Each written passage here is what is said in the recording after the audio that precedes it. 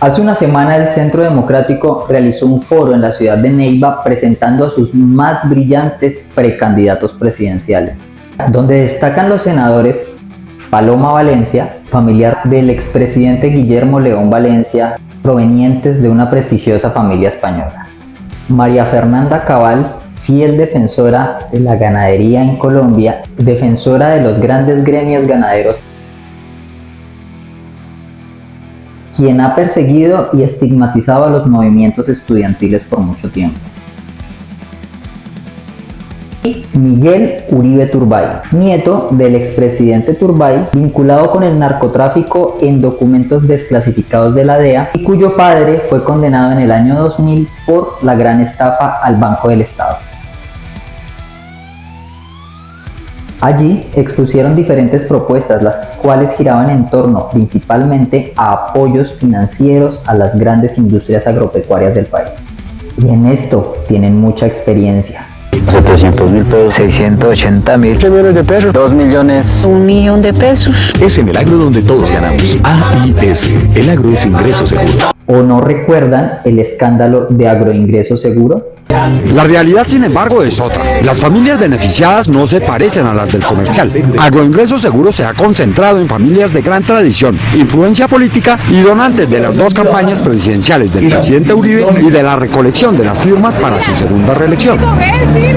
Esta es la foto familiar de los hijos de José Benito Vives y Rosa María Lacutir, de la cual hace parte Luis Eduardo Vives Lacutir, senador condenado por la parapolítica.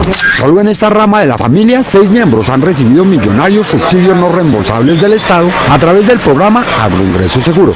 En cabeza de Andrés Felipe Arias, también conocido como Uribito, muy cercano al expresidente Álvaro Uribe, tanto así que fue llamado al juicio que se lleva en contra del expresidente como testigo de la defensa. Andrés Felipe Arias fue ministro de Agricultura durante la presidencia de Álvaro Uribe Vélez y por medio de la Ley 1133 de 2007 creó un programa de incentivos que supuestamente debían entregarse de manera directa a los campesinos, pero que finalmente terminaron en familias multimillonarias como la del novio de la modelo y actriz Valerie Domínguez, quien se salvó por poquito de ser condenada por este escándalo, ya que se enteró a tiempo y rechazó el giro que le habían realizado.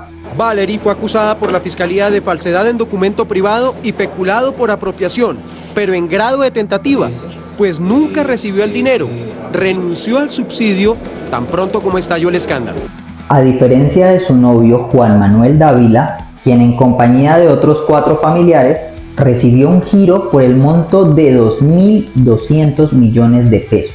306 millones para Valerie, 435 para su novio, 448 para Ana María, 445 para Juan Manuel Dávila Jimeno y 440 para María Clara Fernández. O el terrateniente Ismael Pantoja, extraditado por narcotráfico en el año 2009, quien recibió 500 millones de pesos, pobre campesino, y otras decenas de finqueros que recibieron dinero del programa de Agroingreso Seguro, impulsado por la Presidencia de la República en cabeza del honorable Álvaro Uribe Vélez. Pero bueno, dejando claro que tienen una vasta experiencia en apoyos financieros al agro colombiano, volvamos al foro. Allí pudimos observar a la senadora Paola Holguín, amante de las motosierras y de la violencia en el país. Vamos a aplicarle la motosierra de Milei al Estado. No, porque en Colombia esa palabra tiene una connotación histórica difícil. Proponer quedarnos calladitos ante actos injustos por parte de Estados Unidos, ya que siempre tenemos que estar sometidos a su voluntad. Si él pone arancel, yo le pongo arancel. No, calladitos nos vemos más bonitos. Además de promover la fumigación con glifosato. Volvemos a hacer lobby para fumigación con glifosato, erradicación manual forzosa. Claro, como ella no ve los efectos que produce esto en el campo y los campesinos mismos, a mi parecer, una senadora que no sé cómo llegó allí, ya que carece de argumentos y se adhiere siempre a las políticas de odio y desinformación. O Paloma Valencia, quien es la mejor contradictora. De archivar, de hundir la reforma laboral. Y se hunde porque es malo. Lo que no entiende la izquierda de este país es que los empleos sí se destruyen. Pero no al gobierno, sino a ella misma, ya que todo el tiempo se contradice en sus propios argumentos. Ah, buenísimo, me voy a ganar ya no el 75% el domingo, sino el 100%.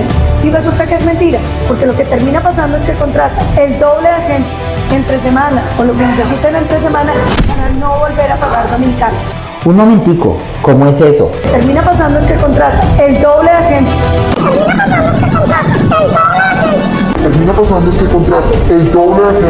¿Van a contratar el doble de gente o van a acabar con los empleos? También está María Fernanda Cabal, amante a la violencia.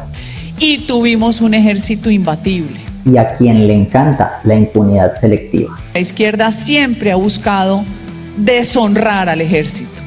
Quien odia a los sindicatos, los estudiantes y a toda aquella persona que exija sus derechos. Niega las masacres de la bananera. Desde el mito de las bananeras, para convertir al ejército en un ejército asesino y genocida. Miren nada más lo del Palacio de Justicia, cómo cambian la historia. Y la responsabilidad que han aceptado los mismos militares en los casos de ejecuciones extrajudiciales. ¿Por qué le disparó usted a tantas personas en estado de indefensión, personas desarmadas? Lo hice por ganarme un permiso de 5 días, por ganarme unas condecoraciones. Asesinamos personas inocentes, campesinos. Confiaban en nosotros y los engañamos, les mentimos y les asesinamos sus familias. Lo que hice fue mirar cómo estaba la documentación que había para que todas las ejecuciones extrajudiciales que se habían hecho en el batallón parecieran que fueran una realidad.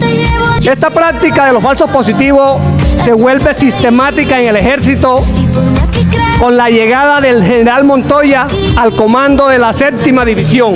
Con esa alianza que teníamos con las autodefensas, se decía, el enemigo de mi enemigo es mi amigo. Si eran personas inocentes, personas del común, del día al día, personas que deberíamos haber protegido y no asesinado. ¿Creen que Israel es un excelente aliado estratégico? Alianza con el Estado de Israel. Es el mejor aliado contra el terrorismo.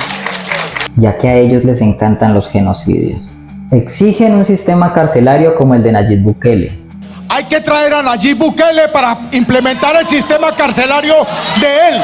Criminal que no se someta a la justicia, se le da de baja. Porque tampoco les interesan los derechos humanos.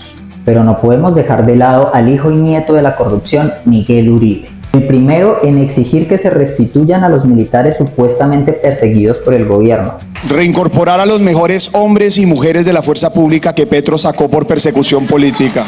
Me imagino que hace referencia a aquellos que apoyaron las ejecuciones extrajudiciales, muchos de los cuales han aceptado su culpa en estos hechos y han sido condenados. Siempre hablan de la institucionalidad y justicia, pero de manera selectiva, ya que a su jefe no le aplica. Y creen que el único vínculo comercial que puede tener Colombia es con Estados Unidos. Nosotros tenemos más de 200 años de relaciones diplomáticas bipartidistas. Quieren traer todas las órdenes ejecutivas listas para hacer los cambios sin siquiera pensarlo. El primer día de gobierno debe llegar uno aprendido, así como hizo Trump con 300 órdenes ejecutivas. Todos los cambios que puedan ser de carácter administrativo los tiene uno que hacer de una vez, sin pensarlo. Quieren recortar el gobierno suprimiendo aquellos ministerios que buscan el bienestar de la sociedad. Se acaba el Ministerio de la Igualdad. Eso no sirve para nada. Porque según ellos hay muchos, pero ni siquiera saben cuántos. ¿Cuántos ministerios tiene Colombia? Tiene 30. 19, presidente. Confieso que no recuerdo, son tantos que 19. Por suerte para ellos, su líder político, también conocido como el Matarife, por ser el presunto padre del paramilitarismo en Colombia, lo que tiene de impune, lo tiene de inteligente y estratégico. Controló estos discursos. Hay que evitar todo vocabulario de división. En contra de su propia voluntad. Así es, presidente. Poniendo en claro la importancia del mensaje que se le da a los electores.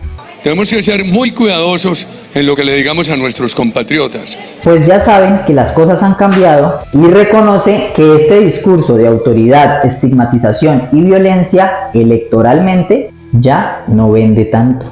Un momento, quiero hacer un comentario. donde muestran los presos en cuclillas, semidesnudos. Nosotros no podemos hacer eso. No, porque en Colombia esa palabra tiene una connotación histórica difícil. Pero estos son los candidatos que hemos permitido que se apropien de la política colombiana y de los medios de comunicación, por lo cual han engañado por mucho tiempo al país y han ocultado sus verdaderas acciones e intenciones que buscan únicamente su beneficio personal. Y por esa razón en Colombia se está manifestando un cambio. Ahora tenemos los ojos abiertos y tenemos medios alternativos de comunicación que nos traen la realidad de las cosas.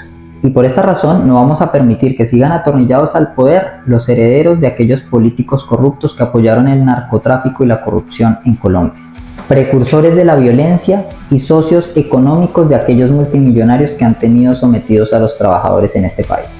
Es fundamental cambiar la situación política del país, cambiar a los congresistas y hacerles saber que ya no les creemos.